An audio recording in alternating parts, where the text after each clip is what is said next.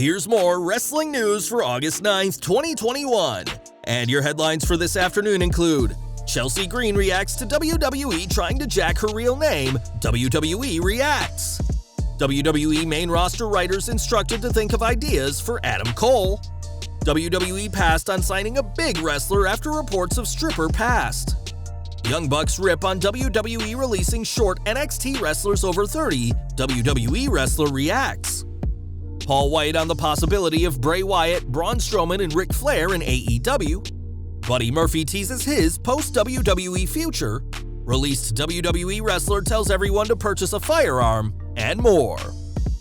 We are kicking off today with Chelsea Green, who was released from WWE this year, but the fact that she was no longer an employee didn't stop WWE from trying to own her name. Last year, WWE filed a trademark for the Chelsea Green name, and more recently presented a letter to the United States Patent Office in which Green herself gives WWE permission to trademark her name. The problem with this is that the document was signed in November 2020, long before she was released, and on Twitter, Green said she never thought she'd be in a legal battle for her birth-given name. Green herself started the process to trademark her name in April, shortly after being released, and has worked in Impact and Ring of Honor since then, and will be working the NWA Empower show on August 28th. It appears that Green's tweet had an impact on WWE, who Fightful report have made contact with the former superstar and have told her that they're going to release the trademark filing on her name so that she can use it. This isn't the first time Green has had naming trouble, as her Green with Envy podcast was originally called 50 Shades of Green, until a cease and desist from a popular erotic book series ended that, but at least she'll be able to use her birth name without WWE's interference. Adam Cole remains with WWE, at least for the time being, as his contract expired in July, and he's now working on a short-term deal that expires after SummerSlam weekend.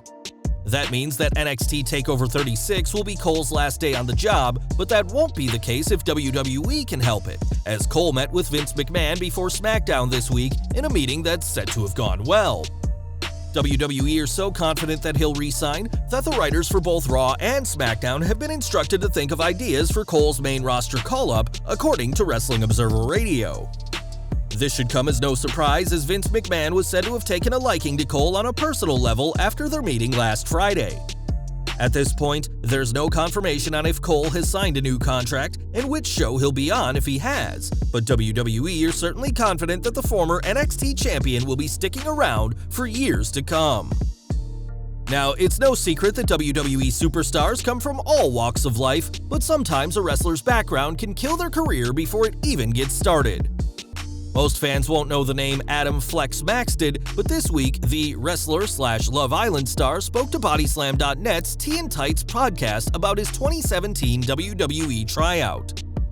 Speaking about his tryout in London, Maxted opted to stay with the UK's New Generation Wrestling promotion, but when the company had to go on hiatus last year, he contacted William Regal about a position in NXT. Maxted was close to getting signed, but it was his past that ultimately got in the way, as he'd previously worked as a, quote, buff butler in his youth, as he explained. This involved wearing a bow tie and an apron, and I'm mainly working at hen parties or, women's events. I'm walking around with champagne, passing their drinks, nothing crazy, and I did that because it was easy money. I was in good shape at the time, I was like 17, 18, 19, just trying to earn some money. Maxted explained that he never took his clothes off, but that didn't stop articles being written about the Belfast stripper who was close to being signed by WWE. During a vacation in Greece, Maxted received a call from WWE, but it wasn't the phone call offering him a job that he'd hoped. So basically, background check gets done, I was in Greece at the time, I get the phone call from a lady that works for the WWE. She says, "Look Adam, what's this stripper thing about? We need to talk about this." Maxted tried to plead his case to WWE, but it was to no avail, and despite him never being a stripper, WWE didn't want to have one of its workers be in photos or videos of a sexual nature.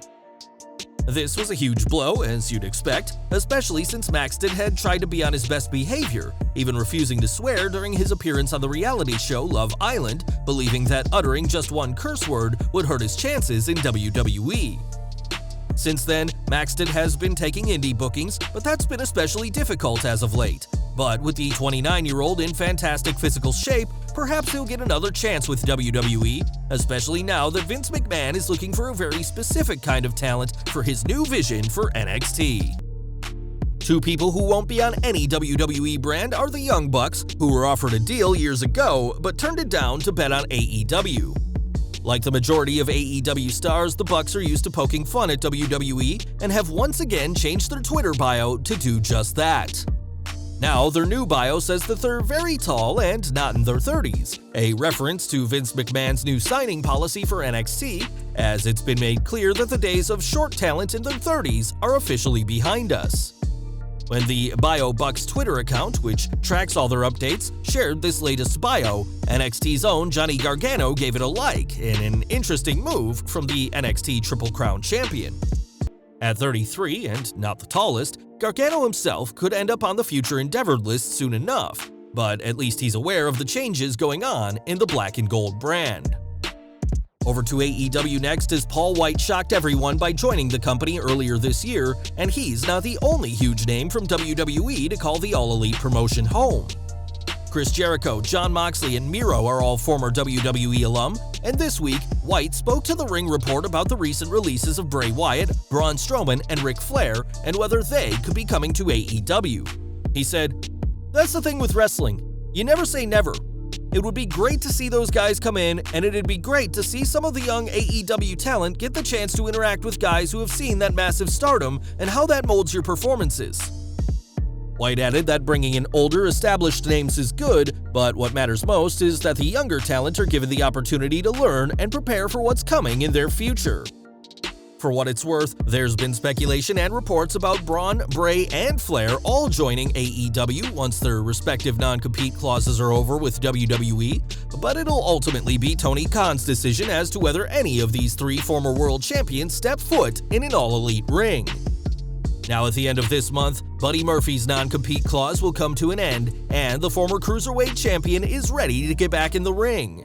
On Twitter, Murphy shared a cryptic video of a man, presumably himself, dressed in a white prison jumpsuit waiting to get out. Eagle-eyed fans will have spotted the prison name BKS88 on the jumpsuit, seemingly a reference to his best-kept secret moniker, and 1988, the year he was born. Murphy isn't alone in comparing his non-compete clause to a prison, as Braun Strowman has done the same, and with AEW and Impact reportedly interested in him, Murphy won't have much free time once he's out of his proverbial prison. And we're ending today with news from Ryback, who's known for being outspoken on social media, usually claiming that WWE are committing illegal acts against him without hard proof. This week, his attention turned to something other than his former employer, as in a statement, the big guy encouraged everyone to purchase a firearm. Ryback went on to say that it's been, quote, scientifically, mathematically, and statistically proven to make everyone safer when more people own firearms. Naturally, Ryback opted not to provide a source or link to this data, nor explain how the United States has one of the highest gun violence rates and high school shootings rates in the entire world. The former Intercontinental Champion also blasted those who don't own firearms as selfish and said they should quit arguing online and purchase a weapon. Hopefully, Ryback doesn't encounter any event in his life where a firearm is necessary, and we'll have to see what words of wisdom come next from the former WWE star. Well guys, that's our news for today. Please share your comments below. Also hit the like button, subscribe to our channel, and hit the bell icon to receive all notifications. And as always, thanks for watching.